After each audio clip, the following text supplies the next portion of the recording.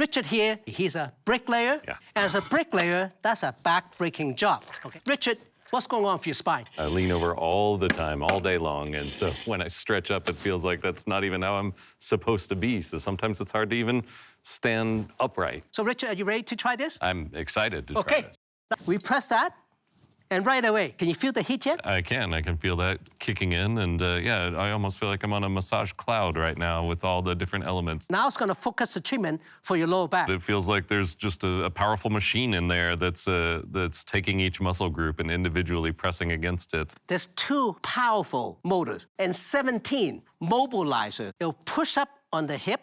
With the heated back support, it will start to extend and arch your back to bring back the natural C curvature, the lordotic curve of your low back. That extension, that restoration of the curvature and the alignment is so important. Get up and just see how your neck and back is feeling. Oh, yeah, this is fantastic.